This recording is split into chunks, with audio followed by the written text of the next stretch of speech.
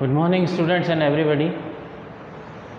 As in the previous video I have explained you about the meaning of partnership deed कि partnership deed क्या होती है। Partnership existence में आती है एग्रीमेंट के बाद। एग्रीमेंट रिटन हो सकता है, वर्बल हो सकता है या म्यूचुअल अंडरस्टैंडिंग हो सकती है। तो जब एग्रीमेंट रिटन फॉर्म में होता है तो हम उसे कहते हैं पार्टनरशिप डीड, है ना। और वो डीड रजिस्ट्रेशन के समय रजिस्टर करवाना कंपलसरी होता है। यानी जब आप अपनी फॉर्म का पार्टनरशिप फॉर्म आपने बनाई, उसकी जो कागजी कार्रवाई है वो आपने पूरी करी, गवर्नमेंट को जो भी डॉक्यूमेंट डिटेल्स चाहिए वो आपने पूरी करी, तो उस समय ही आप पार्टनरशिप डीड को जमा भी करते हैं, यानी सबमिट कर देते हैं। और आगे जो भी प्रॉब्लम होगी, किसी भी तरह का कोई भी मैटर होगा, गवर्नमेंट से रिलेटेड इश्यूज़ होंगे, कोर्ट केस होगा, कुछ भी होगा, तो सारी की सारी डीलिंग, सारा का सारा हिसाब किताब उसी पार्टनरशिप डीड के अकॉर्डिंग होता है। पर पार्टनरशिप डीड जमा करना कंपलसरी नहीं है ना। अगर आपने रजिस्ट्रेशन पार्टनरशिप का नहीं कराया है तो कंपलसरी नहीं होगा पार्टनरशिप डीड जमा करना।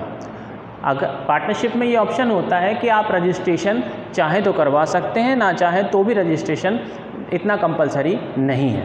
हालांकि उसमें आपका ही नुकसान है। अगर आप रजिस्ट्रेशन करा लेते हैं तो आपको बहुत सारे बेनिफिट मिलते हैं। तो जब हम रजिस्ट्रेशन कराते हैं उस समय ही हम पार्टनरशिप डीड जमा भी करते हैं।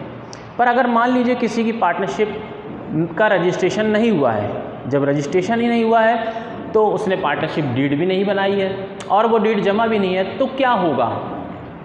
तब कानून उसको कैसे हैंडल या टैकल करता है? अगर किसी की डीड बनी है तो जो डीड में लिखा है उसमें डीड में हर चीज़ लिखी होती है, तो जो भी डीड में पहले से तय हुआ था उसी अकॉर्डिंग फिर कानून, कोर्ट या जज फैसले लेते हैं। पर अगर किसी की डीड बनी ही नहीं है तो उस कंडीशन में क्या होगा? उसको बोलते हैं rules applicable in absence of partnership deed. अगर पार्टनरशिप डीड नहीं बनी है तो कौन से रूल एप्लीकेबल होंगे, है ना, उसे हम कहते हैं rules applicable in absence of partnership deed. यानी आपके जो अकाउंट वगैरह बनेंगे और जो भी चीज़ें की जाएंगी वो सरकारी रूल जो पहले से तय हैं गवर्नमेंट के, उसके अकॉर्डिंग होगा। अब वो क्या है? एक्चुअली इसकी ज़रूरत ना सबसे ज़्यादा आपको अकाउंट्स बनाते समय पड़ेगी। जब आप अकाउंट तैयार करेंगे, partners capital account, profit and loss appropriation account, balance sheet, journal entry, तब आपको इनकी ज़रूरत पड़ती है। तब देखा जाता है सबसे पहले कि डीड बनी है कि नहीं बनी है। अगर डीड बनी है तो अकाउंट उस डीड के अकॉर्डिंग ही तैयार होते हैं। अगर नहीं बनी है तो फिर आपको ये रूल फॉलो करने होंगे। और वो रूल क्या है? पहला, अगर डीड नहीं बनी है तो प्रॉफिट एंड लॉस कैसा बांटा जाएगा? Equal. Profit sharing ratio equal. Equal का मतलब है बराबर बराबर बांटा जाएगा। कोई पार्टनर मुंह से कुछ भी कहे, अगर डीड नहीं बनी है तो प्रॉफिट एंड लॉस कैसा बांटा जाएगा? इक्वल। दूसरा, नो इंटरेस्ट ऑन कैपिटल, यानी इंटरेस्ट ऑन कैपिटल, यानी कैपिटल पर ब्याज, कैपिटल पर ब्याज नहीं मिलेगा। पार्टनर के लिए ये इंटरेस्ट ऑन कैपिटल इनकम होती है, तो ये इंटरेस्ट ऑन कैपिटल किसी को भी नहीं मिलेगा अगर आपकी डीड नहीं बनी है तो। तीसरा, नो इंटरेस्ट ऑन ड्राइंग, यानी ड्राइंग पर कोई इंटरेस्ट नहीं लगाया जाएगा, चार्ज किया जाएगा। ड्राइंग पार्टनर्स जो भी ड्राइंग करते हैं वो उनकी कैपिटल में से, कैपिटल अकाउंट बनाते समय डेबिट किया जाता है, यानी कैपिटल में से माइनस कर दिया जाता है। आप घर पैसा लेकर आपने ड्राइंग करी, घर से जो पैसा लाए थे कैपिटल कहलाती है, उस कैपिटल में से ड्राइंग को माइनस किया जाता है। उसी तरह से इंटरेस्ट ऑन ड्राइंग जो बनता है वो भी कैपिटल में से माइनस होता है, वो भी डेबिट होता है। लेकिन अगर डीड नहीं बनी है तो इंटरेस्ट ऑन ड्राइंग भी नहीं लगाया जाएगा। फिर फोर्थ है, नो सैलरी टू पार्टनर। किसी भी पार्टनर को कोई सैलरी या कमीशन या रेम्यूनरेशन पाने का अधिकार नहीं है। देखो, अगर कोई पार्टनर बहुत मेहनत कर रहा है, दूसरों से ज़्यादा एक्स्ट्रा काम कर रहा है, तो कई बार उसको अलग से भी कुछ पैसा दिया जाता है जिसको हम कमीशन या हम रेम्यूनरेशन या सैलरी बोलते हैं। अगर डीड नहीं बनी है, किसी पार्टनर को सैलरी पाने का अधिकार नहीं है।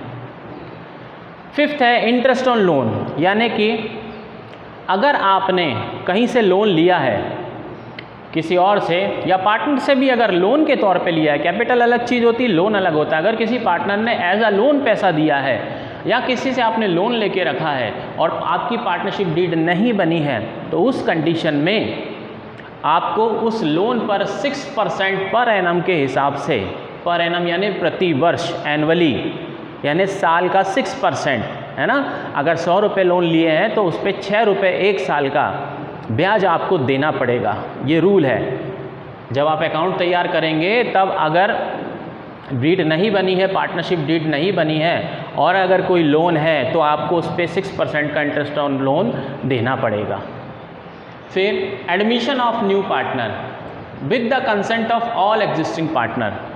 अगर डीड नहीं बनी है तो नए पार्टनर का एडमिशन सारे पार्टनर्स यानी जो ऑलरेडी पार्टनर हैं उनसे पूछ कर ही होगा।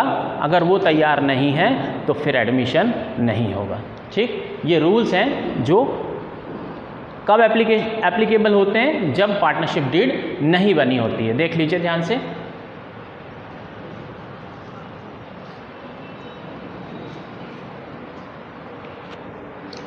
ठीक है, इसके बाद मैं आपको आगे नेक्स्ट बताऊंगा जो कि है आपका profit and loss appropriation account. सबसे पहली चीज़ जो आप अकाउंटेंसी में तैयार करना सीखेंगे वो यही profit and loss appropriation account होगा। ये इसका फॉर्मेट है, आप इसको देख लीजिए।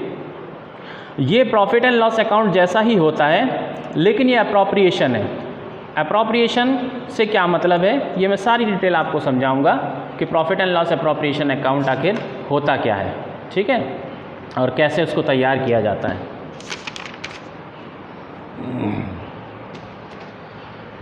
देखिए, जैसे 11th क्लास में जब आपने फाइनल अकाउंट तैयार किया था, फाइनल अकाउंट आप बनाते थे। फाइनल अकाउंट में आप 3 चीज़ें तैयार करते थे, trading, profit and loss, balance sheet, है ना।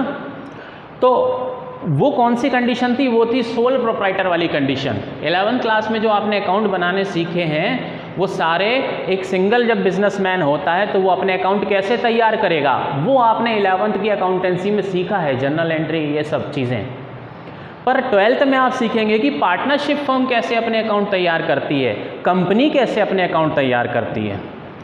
तो जो आपने profit and loss account 11th class में सीखा था, उससे जो प्रॉफिट आता था जिसको हम नेट प्रॉफिट बोलते थे, उस नेट प्रॉफिट को बैलेंस शीट में हम कैपिटल में ऐड कर देते थे सीधे सीधे, क्योंकि वहाँ पर एक ही व्यक्ति था जो बिजनेस कर रहा था।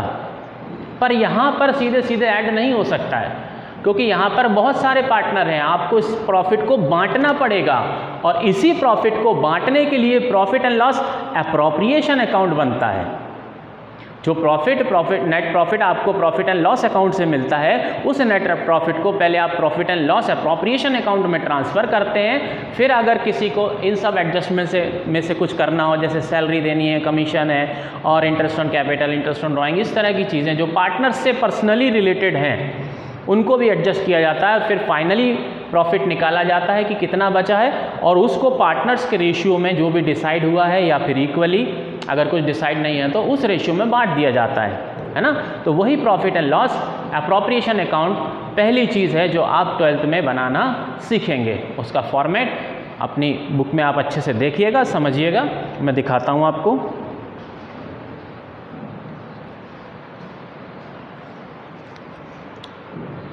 ये देखिए, ये profit and loss appropriation account है।